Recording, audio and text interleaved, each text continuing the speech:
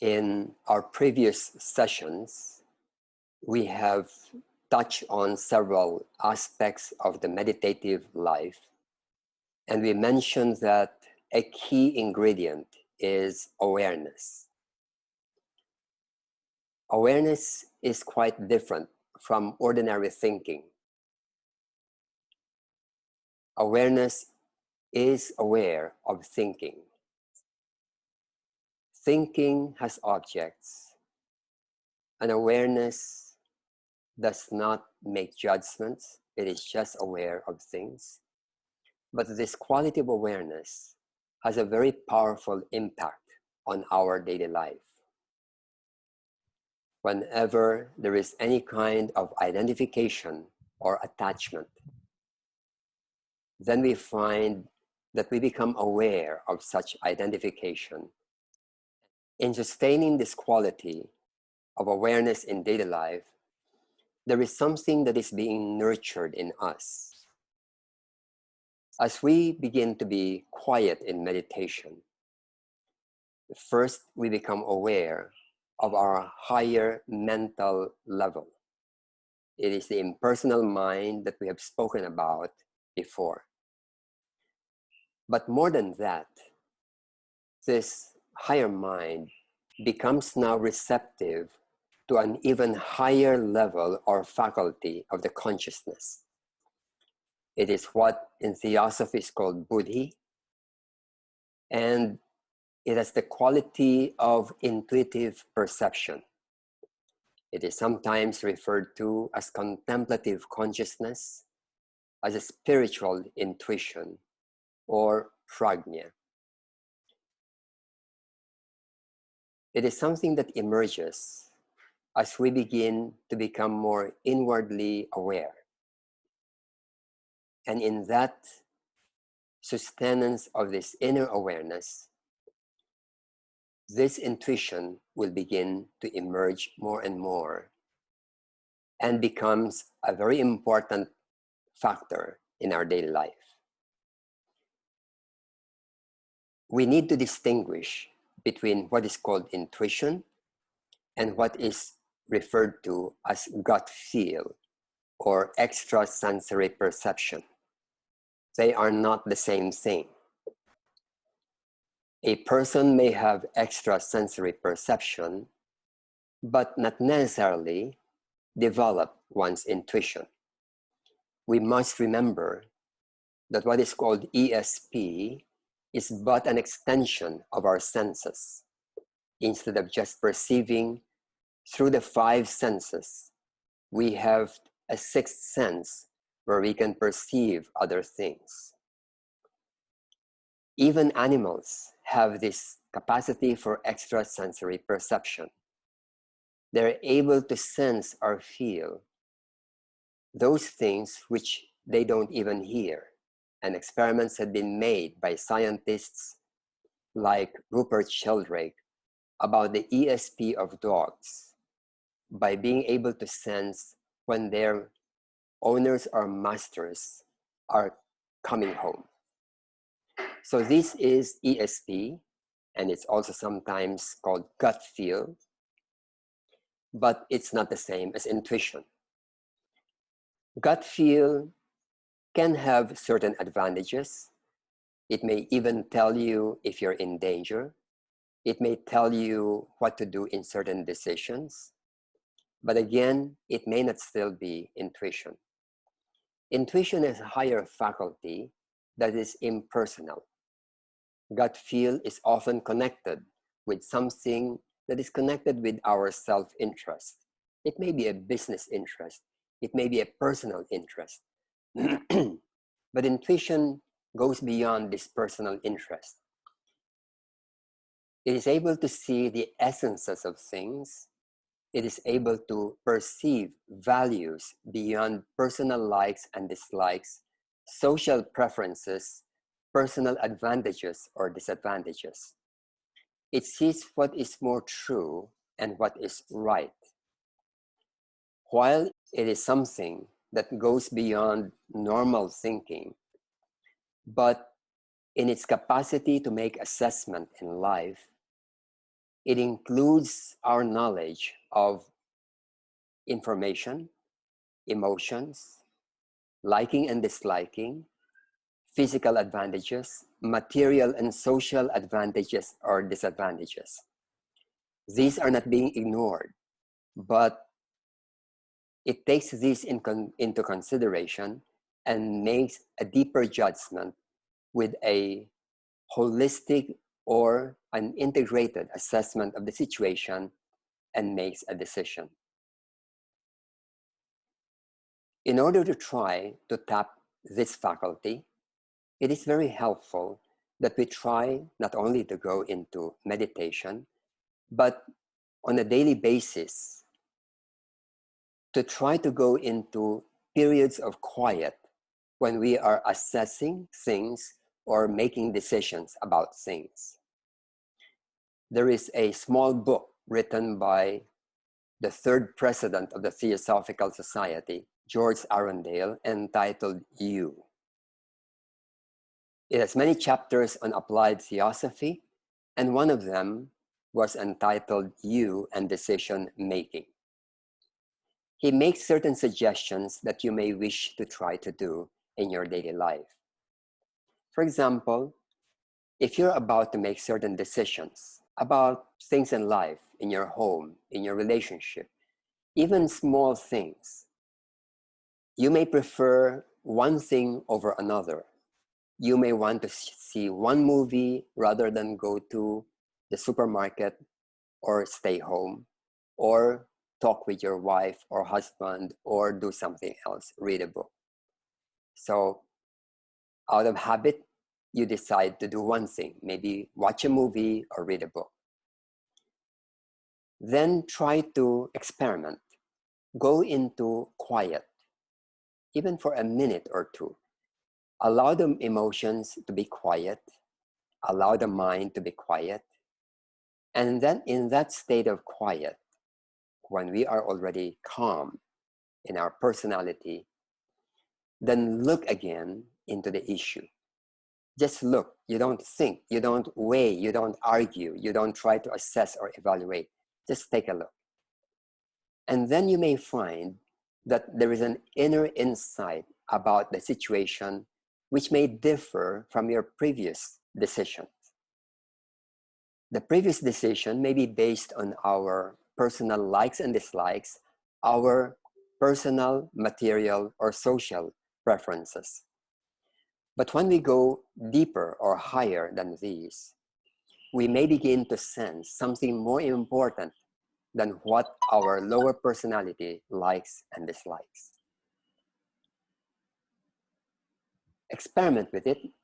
Try to listen to this inner sense, and then experiment whether it is actually the wiser compared to the other ways of making decisions. Sometimes by trial and error, by repeated experiences, we may begin to see that this inward faculty is actually wiser and can see deeper than our ordinary thinking, mind, or feeling nature. Then we can begin to sense that we have that faculty, and we can more and more rely on this capacity to see things deeply and as they are. Many among us who have been meditating for a long time would have noticed that during meditation, there may be a lot of insights or realizations that come to our mind, which we do not realize or think about in our day-to-day way of life. And hence, some people who do meditation, what they do is that they keep a notebook on their side with a pen or pencil. And when these insights come, then immediately they write them down, and then later would attend to it. And these insights would turn out to be far more useful, wiser, more deeply practical than our ordinary way of perceiving things. You experiment with it, and then you may find that there is indeed something, a faculty, a sense of level of consciousness that's far wiser than our ordinary thinking, feeling, or physical level. Some of us who may be familiar with light on the path would be aware of the exhortation of light on the path on this matter. The author of the Light on the Path tells us that first we must make our outer nature become calm, quiet, and unreactive. And then we become more conscious of what it calls the inner warrior within. It is a faculty, it is a level of consciousness that is more decisive, clearer in its vision, and more definitive in its decision making, and far wiser than our ordinary way of doing things. And when we begin to become more conscious of it and rely more and more of it, we find that many of the decisions become, in the long run, more correct. At the beginning, we may feel that we are depriving ourselves of certain advantages. But then later we realize that that denial or deprivation would turn out to be far wiser than we used to think. So one of the effects of meditation is the gradual awakening and nurturing of this higher faculty, which we call intuition. It entails some other facets, which maybe in the future we'll talk about. But one of the ways of becoming conscious of it is through the practice of meditation, because it is during meditation that we are allowing the body to be calm and quiet, our emotions to be serene, not liking, not disliking, not being attracted, not hating, but just on a zero level. Then the mind, the habitual mind, is also calm and quiet. When these three levels become quiet, then we become more capable of perceiving that silent part in us, which is first the higher mental level, the abstract level, the impersonal level, and then our spiritual nature, the spiritual intuition that lies in all of us and which we can make use of in our life. Those people who have been in touch with this have invariably found that their wisest life decisions that made very basic turning points in their lives and which turned out to be wiser come from this inner perception. Einstein said that the most important thing in life is intuition. The outcome or the fruits of meditation is not simply inner awareness, but also the awakening of this higher faculty of wisdom in our lives. Experiment with it. It is something very practical. Not only practical, but deeply wise. So now, I'll pause now at this moment, and then in case you have anything that you'd like to bring up, to talk about, or to ask about, or to clarify, we'll devote the rest of the time to a discussion. I just would like to recognize first, while you think about what you'd like to share or think about, that we have participants coming from so many countries this afternoon. We have from Netherlands. I'm just looking at the chat box.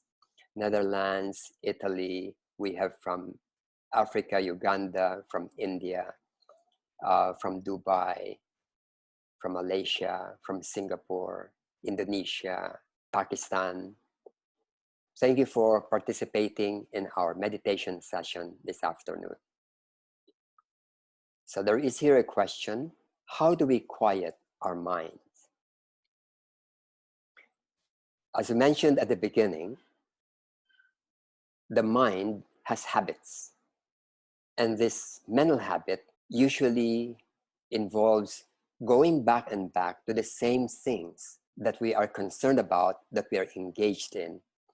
And when we try to quiet our mind, we find that it doesn't stop. It keeps on thinking about our worries, about our likes and dislikes, about our irritations, anger, and so on.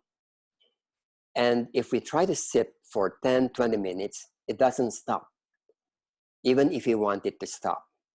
In fact, it is a good experiment that you try even for just 2 minutes. You close your eyes and try to let thinking stop and just cease.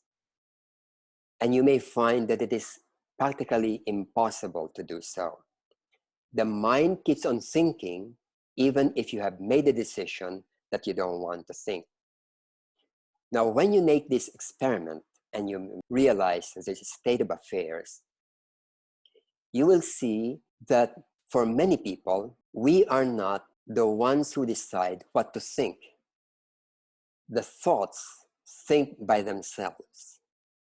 You can observe it and see that it is so. And if we want to stop our thinking, we cannot do so. Therefore, we are not the ones in charge of our thoughts. Thoughts act out, think things by themselves. So what do we do in order to calm our mind, quiet our mind? For thousands of years, people have experimented with this, and they have learned that there are certain simple ways to do so. First is the realization that the mind is a creature of habit. And so first, change the habit. How do we do so? By what we just did today in our meditation. You make a decision that you're going to think only of one thing for the next 2 minutes, 5 minutes, or 10 minutes. And in our meditation practice, we used simply counting. As you breathe in, you mentally count 1, and as you breathe out, you count 2. And even as you do this, you'll find that the mind still goes away. You already made the decision to stay with 1 and 2, and yet the mind does not do it. So what do? You continue doing so. Keep on doing this. If your mind goes away, just be aware that it's gone away, then gently bring it back to 1 and 2, 1 and 2. It goes away 50 times, 100 times, then bring it back 50 times, 100 times. Don't do it violently. Do it with awareness. Be aware that your mind has already gone away, and then gently bring it back. Do it 1 day, do it 2nd day, 3rd day. By the end of a week, if you sustain this, you will find that the mind doesn't jump away as often as it used to be. Then keep on doing this, and you will soon realize that more and more, the content of your mind is what you want to think about, like 1 and 2, rather than what habits want to think about. And then after weeks or months of the practice of meditation, you'll find that there will be more and more gaps between noisy thoughts. There's a gap of quiet, another noisy thought, there's another gap of quiet, and so on. The gaps of quiet becomes longer and longer, more and more, and the noise becomes less and less. When it has come to a point when you find that the noise is minimal, then that state of awareness without noise is what we call dhyana or meditation. Stay with that, because that is the field, the arena where we are able to go deeper now into the practice of meditation. That dhyana state is but the start. There are deeper and deeper layers that we must go into. For example, become aware of subtle thoughts. Subtle thoughts. Thoughts that have no shape and no color and no form. It is not a face, it is not a name, it is not a word, but it is a thought. And we have to be aware of this. An example is intention. Before you do anything, you must intend to do it. Like lifting your fingers or your hand. Normally, we are not aware of the intention. We are only aware of the decision to lift the hand. But the intention behind the decision to lift the hand is something we don't notice. So try to be aware on this deeper level. And it can only be done when the mind, the outer mind, is quiet. Later, we even go deeper to become aware of the self, what is called the self. Okay. Now, let me move on to other issues brought up by you. Sure. Yes, Elmer? Yeah, I just want to share about meditating before making a decision. I read in Napoleon Hill's book, one of the pioneers in self-help and business success. Napoleon Hill said that Thomas Edison, the inventor, go in a dark room and meditate before coming up with a solution of his invention. Yeah. Thank you, sir. Yes. Many people have been able to access the deeper layers of our mind, not only in spiritual matters, but even in practical matters, even on scientific problems, mathematical problems. Then they are able to make use of this. When we are not able to go into this quiet state, what happens is that the ordinary mind, the feelings and the ordinary habits of the mind will just keep on churning and turning, and it is not really solving it on a deeper layer. It is just repeating things out of one's worry, out of one's fear. So it is very helpful to experiment with this. We can read a lot about this, but we have to experiment with it ourselves. Go into periods of quiet when you're about to make a decision. You want to travel. Are you sure you want to travel? Is it the best thing to do? You want to move your house. You want to take up a course. You want to do business with somebody. Financially, it may look okay. It may look surefire. Try to go into quiet and silence and then see what this inner perception is able to see. There is a question here about Mahatmas. I'll just go back to it later. Let's go to the main topic. What was the name of the book where the chapter You and Decision Making comes from? The title of the book is You, Y-O-U, written by George Arundale. Another question. Regarding intuition, I'm just curious why we still need to decide correctly. Won't we eventually get to where we are destined to go or to achieve anyway? Yes, in the long, long run, we will get there to where we should be, to the highest that we can be, to our highest potential. Yes. Now, we can do it that way by sheer trial and error. But the question is that eventually, how do we get there to the highest level that we can be? It is by the awakening of our higher consciousness. If you think about it, minerals or stones are active on the physical level. Plants are active on the physical and the emotional level. Animals are active on the physical, emotional, and mental level. That's why animals are in certain essential ways superior to plants and to minerals. Human beings are superior to animals because we have one added faculty, and that's the higher mental. That's the reason why we can do mathematics, philosophy, abstract things, which animals normally cannot do because they don't have this capacity for abstract thinking. So you will notice that when a certain organism advances, an additional level of consciousness arises.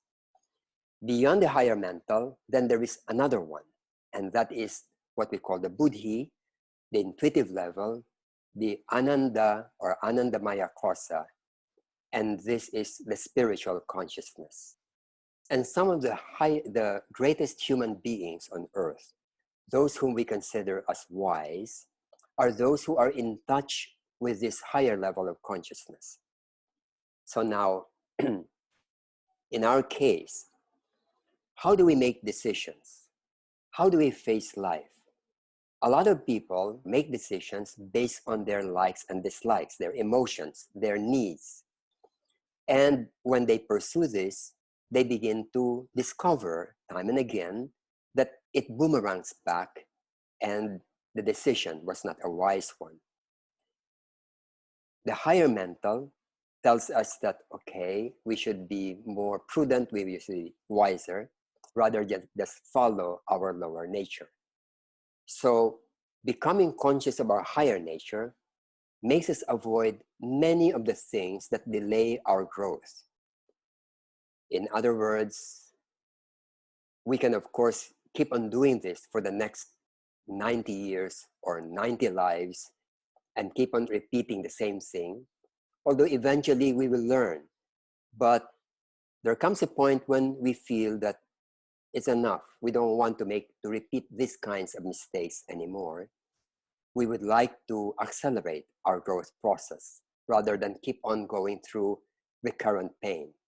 So the awakening of our higher faculty, starting from our higher abstract mental and then to intuition, is the next direction that we must take. Another question by Joe Leo: focusing on breath, is that a quiet mind or just a tool? It is a tool in order to bring about a quiet mind. There are two facets on this. The first one is, a while ago, I mentioned that just be aware of the breathing, in and out, and counting. It is just a tool. You don't even have to do this.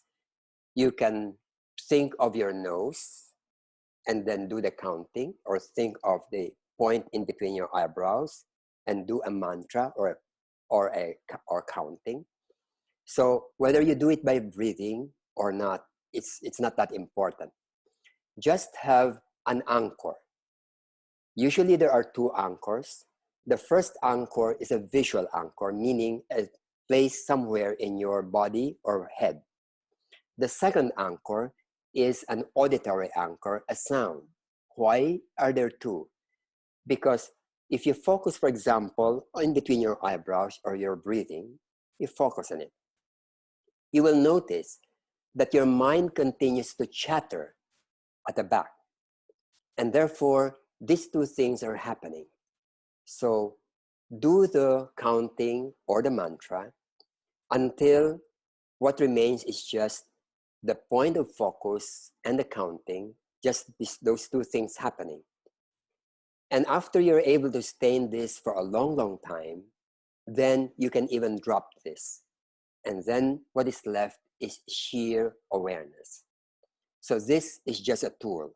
It is not directly connected with the quiet mind. The other facet about breathing is this, and it is connected with pranayama.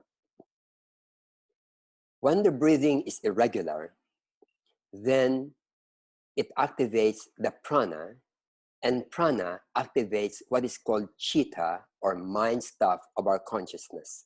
And so it produces thoughts. When the breathing is very light and smooth, not irregular, then it doesn't create disturbances in the mind. So these are the two facets of the breathing when it comes to meditation. Then Emily says, sometimes I snooze when I'm supposed to be meditating. How do I prevent that? Whenever a person sleeps while meditating, it means that the body needs sleep and you must attend to it. Because if your body does not need sleep, meditation will make you more alert and awake rather than become sleepy. When we go into meditation, we are relaxing the body, and then it becomes in touch with its needs. If the body needs to sleep, then you will feel drowsy and be really sleepy. If you need to sleep, go ahead and sleep, because you can meditate anytime. After that, When you have enough sleep, like let's say as you wake up in the morning and you are no longer sleepy and you do meditation, usually you will not be sleepy.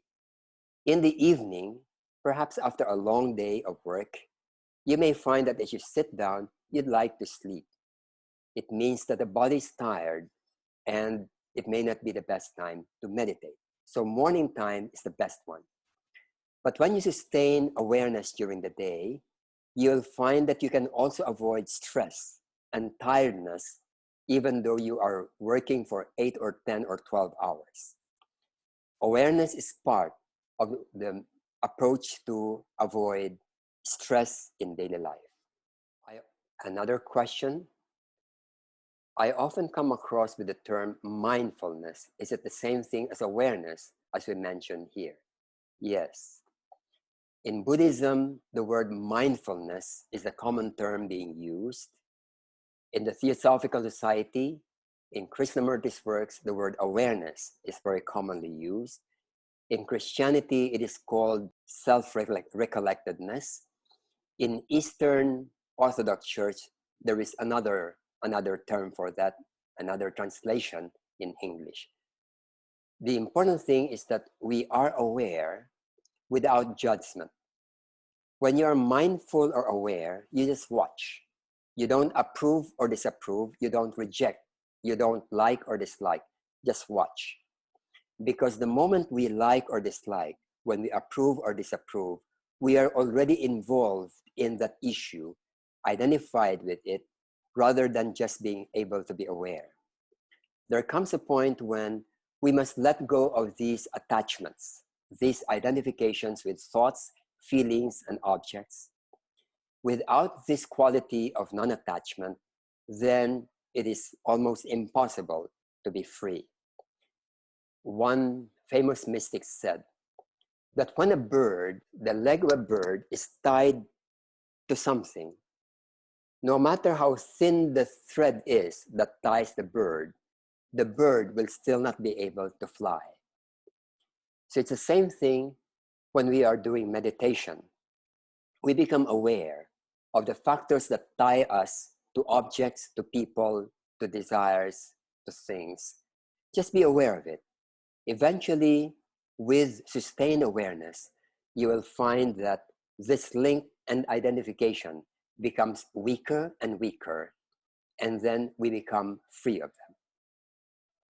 Can you practice meditation, awareness, even if you feel tired?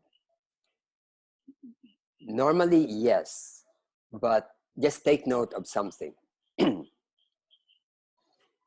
Right now, perhaps you're all alert. If you do exercise, do jogging, you'll find that your body may be tired, but your awareness or alertness is still there. It is when we reach a certain point of psychological tiredness, which is usually brought about by stress, that the awareness begins to dim. One example is sleepiness. When the mind or the brain needs to rest, and then you feel sleepy, you will notice something. The awareness begins to dim and dim and dim and dim until poof, no more, you're asleep already. So when you are psychologically tired, then it's more difficult to become aware. However, as you keep on practicing this, you will notice that there is what is called peripheral awareness. We have a field of attention. Around it is what we can call peripheral awareness. That peripheral awareness never gets tired. It is only this normal field of attention which is subject to tiredness. This peripheral awareness is there. You're tired, you're aware that you're tired. You're sleepy, you're aware that you're sleepy. There are spiritual teachers who have mentioned that there is a substratum of consciousness which can still remain even when one is sleeping. So at the beginning, in our practice of awareness, we have to develop this substratum, this peripheral awareness, and you'll find that it becomes more and more independent of what we call tiredness. Will consistent awareness and quietness of mind help to calm the mind during sleep? Yes, it will. In fact, when we have been able to meditate very deeply, being aware of the subtle and gross levels of thoughts and become in control of them, you will find that you will not have a problem of sleeping, because the disturbances of the mind are already under your mastery. A disturbed sleep can be physical, emotional, or mental. In our daily life, we have to deal with these three levels: physical maladies, emotional disturbances, and mental habits. And when these are already being attended to, you will notice that our sleep will become sound and deep and no longer subject to recurrent disturbance. Right? Let me go back to this question here about the Mahatmas. In Theosophy, we talk about Mahatmas. How do we establish contact with them?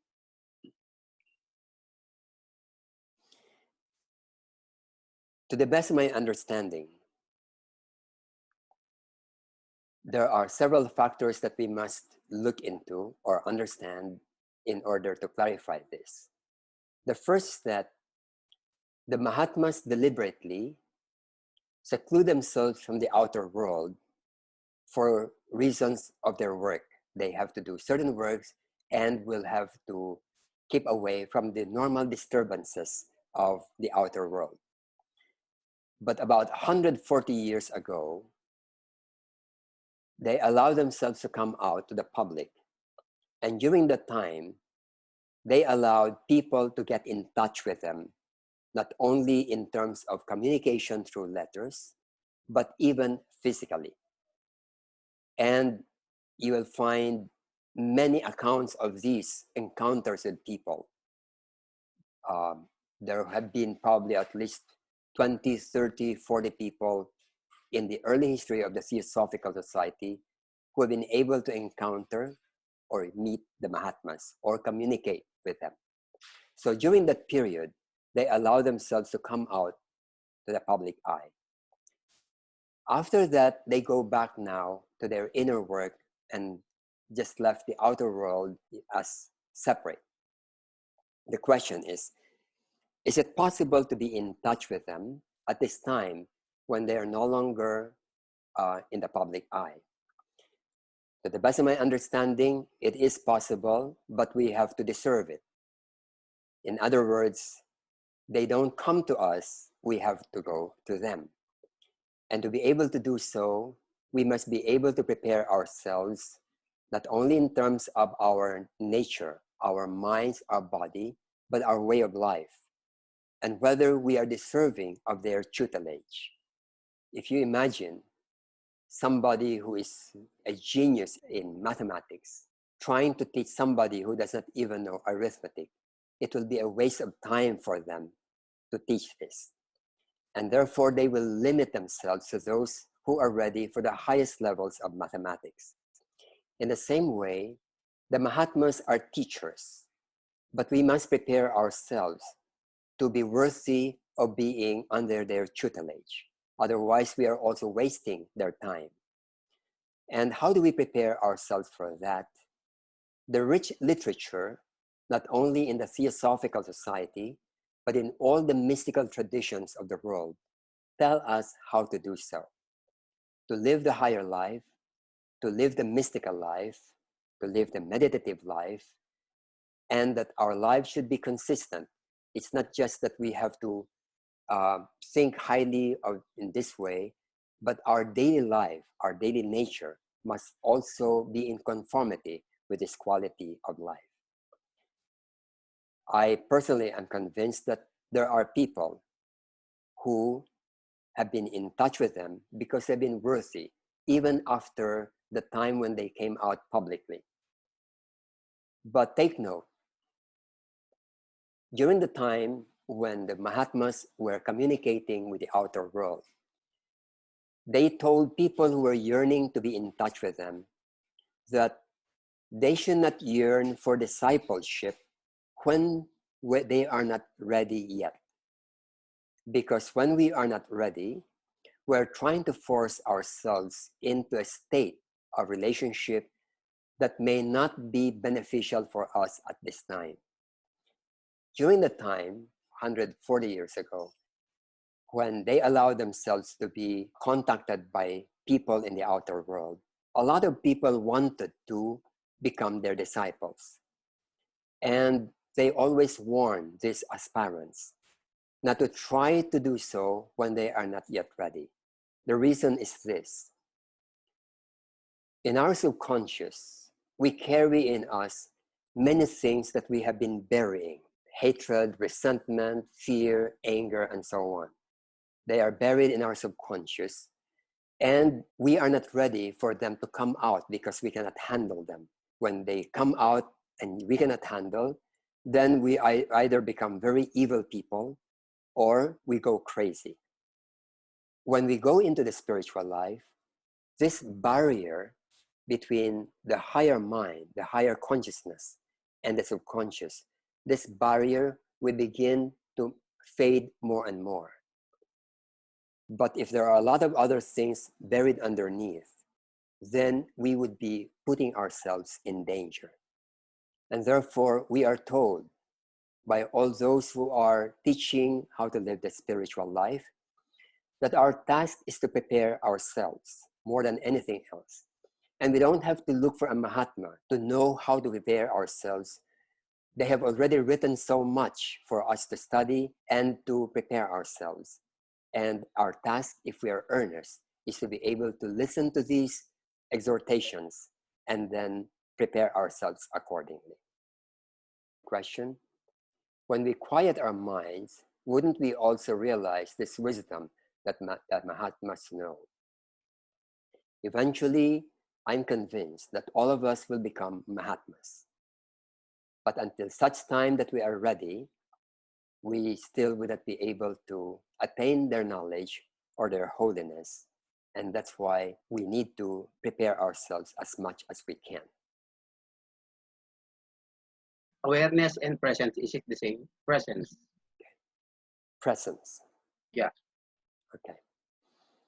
There is a book written by a monk, a Catholic monk, Brother Lawrence. It is entitled The Practice of the Presence of God.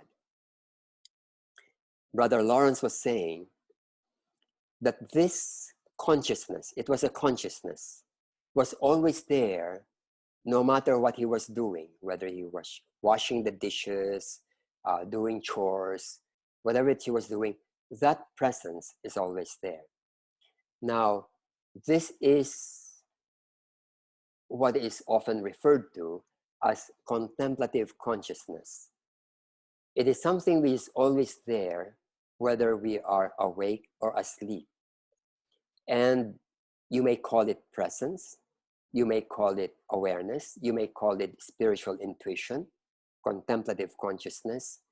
It is something which gradually we begin to be conscious of as we keep on doing meditation.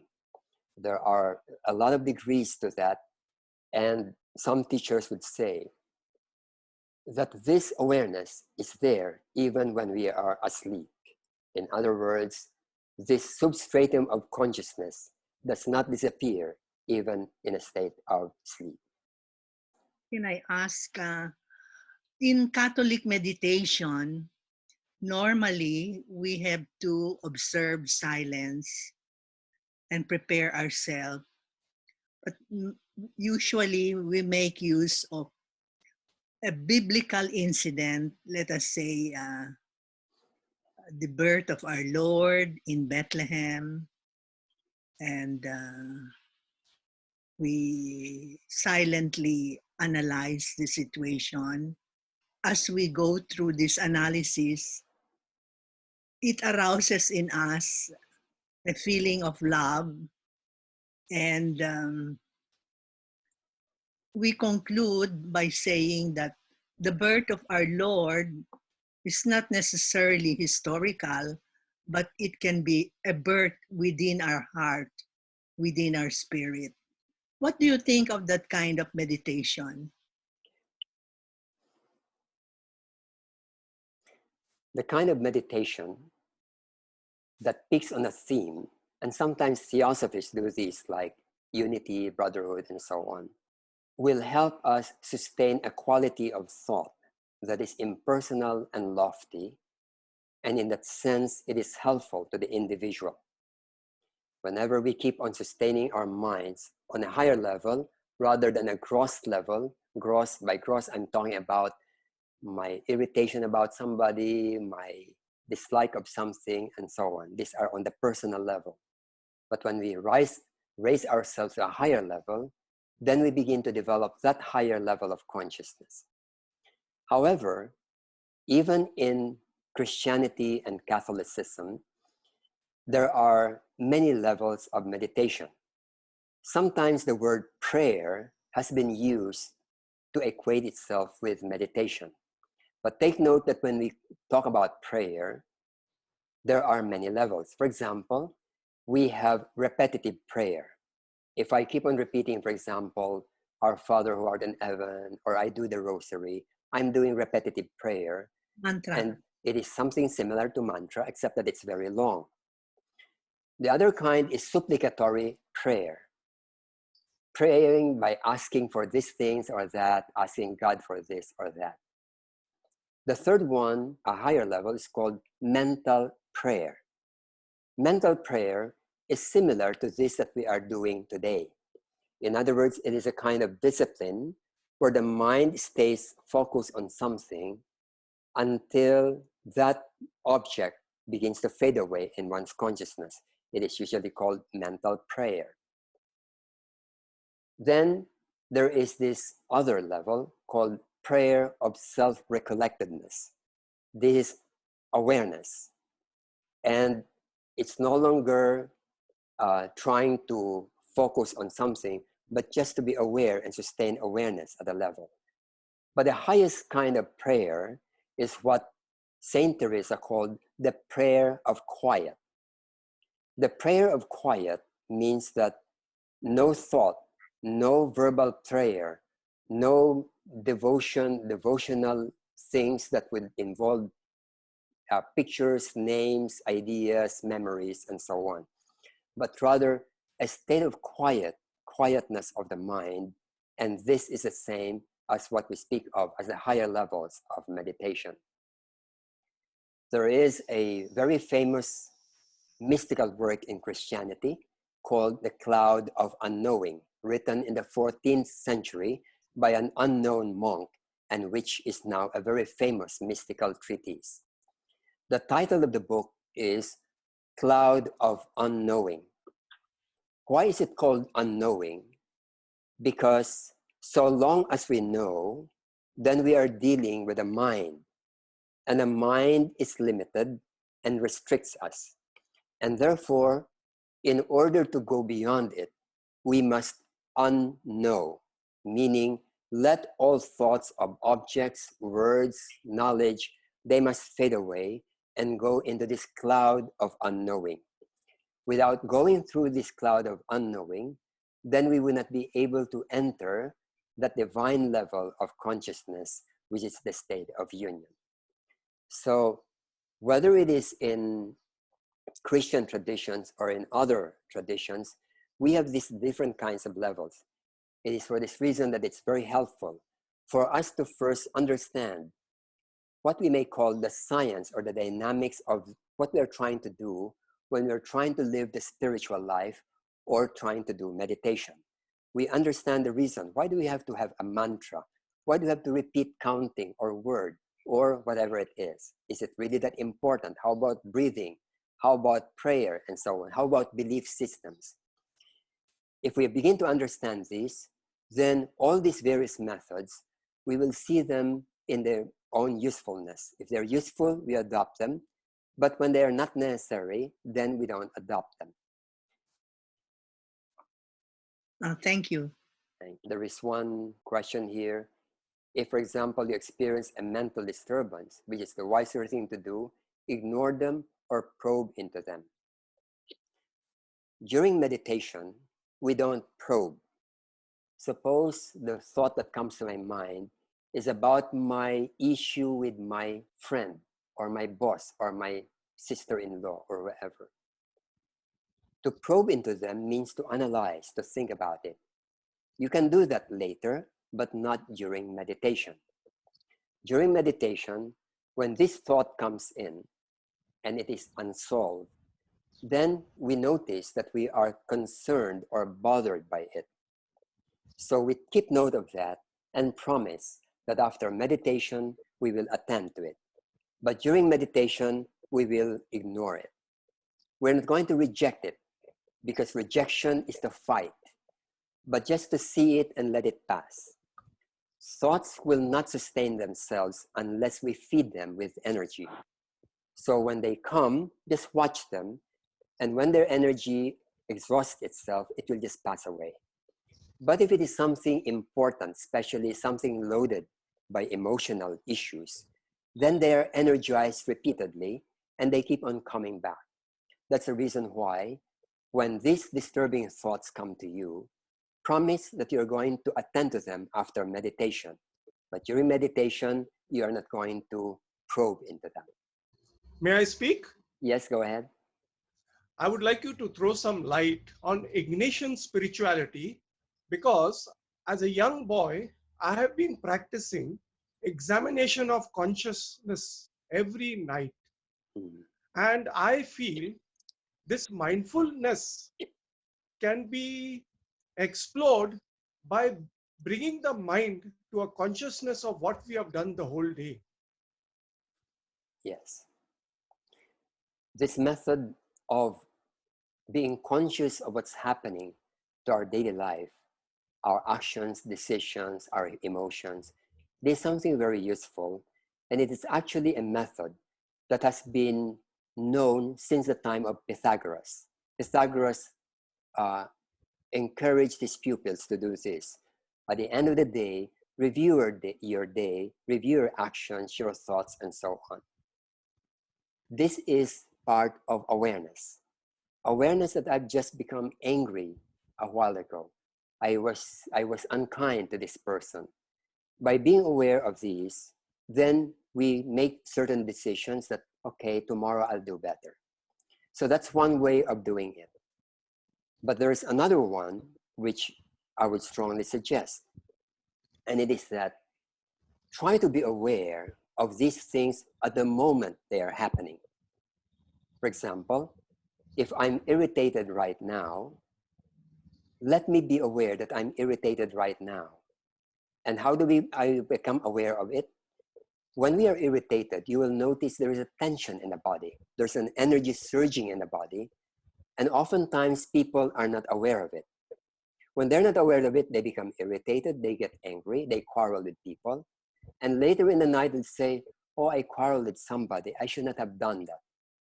Then it's just a memory, and we're trying to repair it for tomorrow.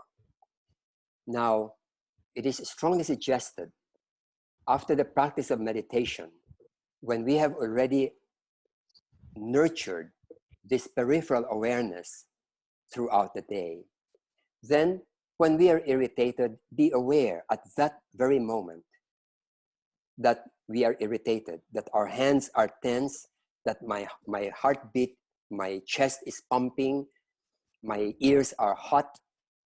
Let me be aware of it. And then you will notice that the issue of irritability and anger resolves itself right at that moment. You don't have to wait for it until in the evening, but at that moment, you resolve it. And then we don't burst out in anger or shout or quarrel with people. Then the next moment comes, I get bored. Let me be aware of my boredom. Then another moment, I felt insulted. Go on. So this is continuous mindfulness or awareness, living from moment to moment, and not just based on memory, but based on awareness of each moment. So look into this as further steps in our practice, not just reviewing, but actually being aware at each moment. Some of you may be familiar with the work of Eckhart Tolle, The Power of Now. try to look into this, and then it's the same message. Some of you may also be aware of the book by Anthony de Mello called Awareness. He's an Ignatian, he is a Jesuit father. He passed away already. And it's the same thing that he's teaching. It is about awareness. And hence, at the very end, the most direct way of living the higher life is by awareness at every moment. Thank you, sir. Thank you. We will be concluding our session today. Thank you, everyone. It was so nice having been with you this afternoon. And I hope that you are safe, stay safe, and make use of this opportunity to deepen our higher life. Thank you and good afternoon. Thank you.